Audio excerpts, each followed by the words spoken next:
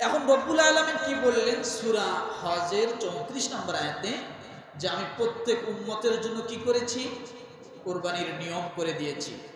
কেন করছেন? আপনি যদি প্রশ্ন করেন আল্লাহ আপনি কেন কুরবানির নিয়ম করলেন, আল্লাহ বলেন লিয়াযকুরুসমাল্লাহ, আমি আল্লাহর প্রশংসা করার জন্য, আমি আল্লাহর বরত্ব ঘোষণা করার জন্য, আমি আল্লাহর জিকির করার জন্য। কুরবানি কেন বলেন তো? আল্লাহ জিকির করার জন্য, বরত্ব ঘোষণা করার জন্য। আল্লাহু আকবার বলে বলে কুরবানি দেই না, জবাই করি না। এরপরে রব্বুল আলামিন ডাক দিয়ে বলেন আলা মা রাযাকাহুম মিন বাহিমাতিল আনআম, আমি তোমাদেরকে যে চতুষ্পদগুলো দিয়েছি এগুলোর গলায় ছুরি চালাও আর কি করো, আমি আল্লাহর বরত্ব ঘোষণা করো অথবা নহর করো। তাহলে কুরবানি কেন? কেন? আল্লাহ কথা বলে না, আল্লাহ জিকিরের জন্য। এক ধরে রাখেন। এরপরে রব্বুল আলামিন বলেন ফাইলাহুকুম ইলাহু ওয়াহিদুন ফালাহু আসলিমু ওয়া বাশশিরিল মুখবিতিন। জোরে জোরে জোরে একটা খুশি সংবাদ আছে। ফাইলাহুকুম ইলাহু ওয়াহিদ, কুরবানি কেন জানো?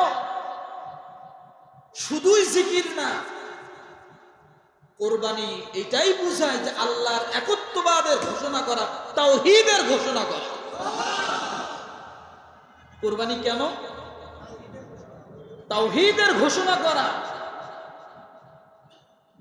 কুরবানি শুধুই পশু জবাই না, কুরবানিতে অনেকগুলো শিক্ষা আছে। দেখেন, এক নাম্বার শিক্ষা পাইছি জিকির করা, আল্লাহর বরত্ব কি করা, ঘোষণা করা। দ্বিতীয় শিক্ষা কি পেলাম? তাওহীদের ঘোষণা করা। তাওহীদের ঘোষণা কি? লা ইলাহা ইল্লাল্লাহ, এইটুকুই শেষ। হ্যাঁ, লা ইলাহা ইল্লাল্লাহ যেমন জবান দিয়ে বললে, অন্তরে 100% বিশ্বাস করা যে আসলে আল্লাহ ছাড়া কোনো মাবুদ নাই।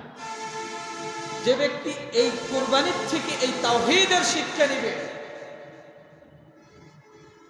সে দুনিয়াও কামিয়াব, আখিরাতেও কামিয়াব।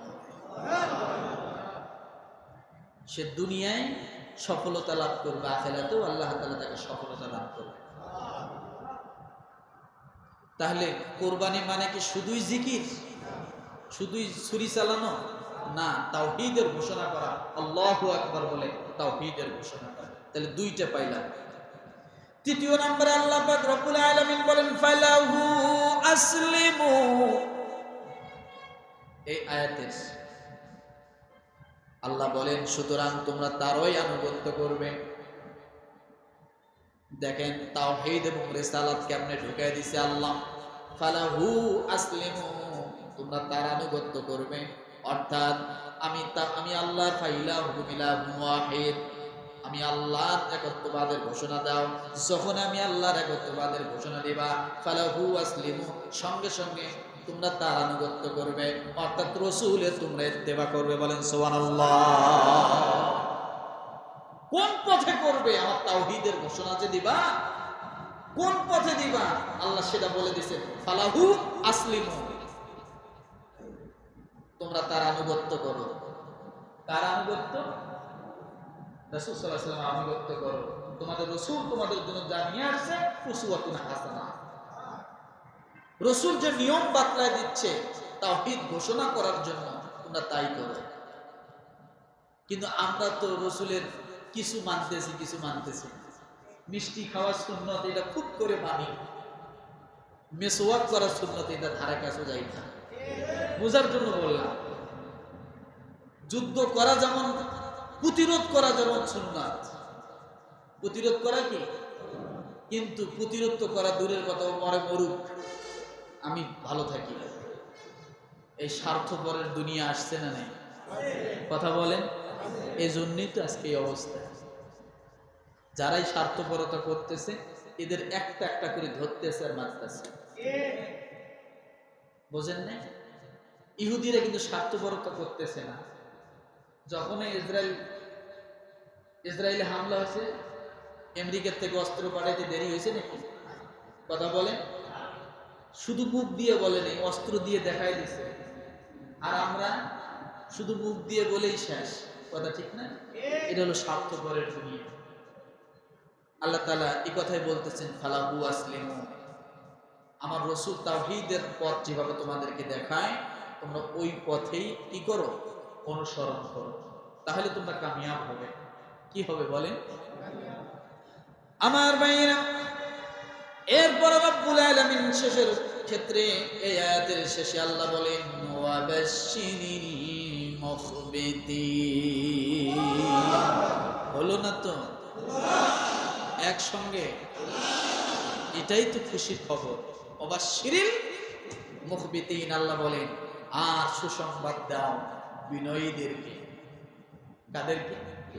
তাহলে এক নাম্বার বোঝেন, যারা কোরবানির ব্যবস্থা করে আল্লাহর উদ্দেশ্যে তারা বিনয়ী। এই পুরা আয়াতের মূল সারমর্ম হলো লাস্টের টু, ওয়াবাশশিরিল মুখবিতিন। যে ব্যক্তি আল্লাহর উদ্দেশ্যে কোরবানি দেয় সে কি? কথা বলে না? যে ব্যক্তি আল্লাহর উদ্দেশ্যে কোরবানি দেয় সে জিকিরকারী। সে কি? জিকিরকারী। যে ব্যক্তি আল্লাহর উদ্দেশ্যে কোরবানি দেয় সে তাওহীদ প্রতিষ্ঠিতকারী। তাওহীদ কি? প্রতিষ্ঠিতকারী। যে ব্যক্তি আল্লাহর উদ্দেশ্যে কোরবানি দেয় সে সুন্নাত জিন্দাকারী। সুন্নাত কি? জিন্দাকারী। এই যে জিকিরকারী, তাওহীদ প্রতিষ্ঠিতকারী, সুন্নাতকে জিন্দাকারী, এই তিনটা বিষয় এই আয়াতের মধ্যে আছে। এই তিন কাজ যে ব্যক্তি করবে আল্লাহ বলেন ওয়াবাশশিরিল মুখবিতিন, তোমরা এই সমস্ত বিনয়ীদেরকে সুসংবাদ দাও। এখন সুসংবাদ কি দিবে? বলে এই কাজ যারা করবে আলু পাবে, পটল পাবে, পেঁয়াজ পাবে, তেল পাবে, ভুট্টা পাবে, এরপরে চিনি পাবে, রেশনের সব পাবে, এমন কিছু? সুসংবাদটা কি? আল্লাহ পাক রব্বুল আলামিন বলেন, লিয়াশহাদু মানাফিআ লাহুম ওয়া ইয়াযকুরু ইসমাল্লাহি ফি আইয়ামিন মা'লুমাতিন আলা মা রাযাকাহুম মিন বাহিমাতিল আনআম। এক নম্বর সুসংবাদ, এরা কল্যাণময় হবে, এরা লাভবান হবে। কি হবে বলে? বলবেন হুজুর লাভবান হয়ে কি হবে? কই যাব? আমেরিকার টিকিট পাবো? লন্ডন যাব? বলে না। কেমন লাভবান হবে? আল্লাহ তাআলা সে কথা বলেন যে তোমরা কি রকম লাভবান হবে। আল্লাহ পাক রব্বুল আলামিন বলেন, লা ইয়ানালুল্লাহা লুহুমুহা ওয়ালা দিমাউহা ওয়ালাকিন ইয়ানালুহু তাকওয়া মিনকুম কাযালিকা সাখখারাহা লাকুম লিতুকাব্বিরুল্লাহা আলা মা হাদাকুম ওয়া বাশশিরিল মুহসিনিন। ওখানে ওয়াবাশশিরিল, আগেরটা কি? মুখবিতিন, 34 নম্বর আয়াত।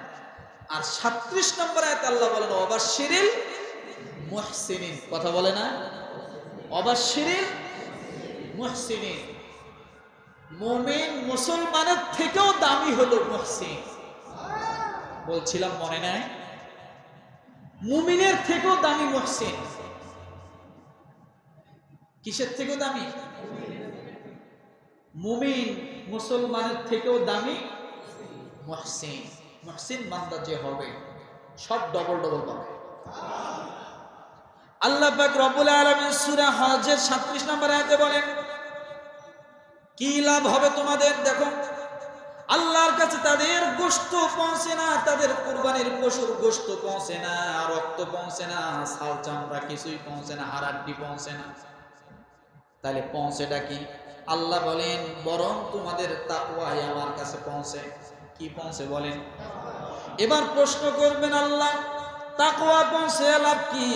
আল্লাহ বলেন তাকওয়া পৌঁছে তোমরা আল্লাহর মহিমা ঘোষণা করো। তিনি তোমাদেরকে হেদায়েত দান করেছেন বলে তোমরা কোরবানি দিতে পারতেছো আল্লাহর উদ্দেশ্যে। তোমরা হেদায়েত প্রাপ্ত হবে। এবার বলবেন হুজুর হেদায়েত প্রাপ্ত হয়ে লাভ কি? বলে ভাই হেদায়েত যে ব্যক্তি পেল সেই তো জান্নাতের টিকিট পেয়ে গেল। যে ব্যক্তি হেদায়েত পায় নাই সে জান্নাতে যাবে এমন কোনো গ্যারান্টি নাই, কিন্তু যে ব্যক্তি হেদায়েত পেয়েছে অবশ্যই সে জান্নাতে যাবে। কোথায় যাবে? কারণ জান্নাতে যেতে হলে হেদায়েত নামক টিকিট লাগবে। ওই টিকিট নিয়ে আপনি জান্নাতের পথে চলতে পারবেন, তাছাড়া সম্ভব না। বলে হুজুর প্রমাণ কি? আল্লাহ পাক রব্বুল আলামিন বলেন, বান্দারা দোয়া করো, ইহদিনাস সিরাতাল মুস্তাকিম সিরাতাল্লাযীনা আন'আমতা আলাইহিম। আয় আল্লাহ, আপনি আমাদেরকে হেদায়েত দেন এবং হেদায়েত দেওয়ার পর আপনি আমাদেরকে সরল পথে পরিচালিত করেন। সরল পথ কোনটা? অর্থাৎ সোজা যেটার মাথা হলো জান্নাতের মধ্যে। বলেন সুবহানাল্লাহ। হেদায়েত মানে জান্নাতের টিকিট। মনে থাকবে কথা বলে? আল্লাহ বলেন, তোমরা যদি আমার উদ্দেশ্যে কোরবানি দিতে পারো তাহলে তোমাদের তাকওয়া আমার কাছে পৌঁছবে, আর তাকওয়া যদি আমার কাছে পৌঁছাইতে পারো আমি আল্লাহ হেদায়েত ধরে দেব। মানে এই হেদায়েত নামক টিকিট নিতে হলে কি লাগবে? কথা বলে, তাকওয়া নামক তাকওয়া লাগবে। আপনি তাকওয়া দিবেন আল্লাহকে, আল্লাহ আপনাকে কি দিবে? হেদায়েত দিবে।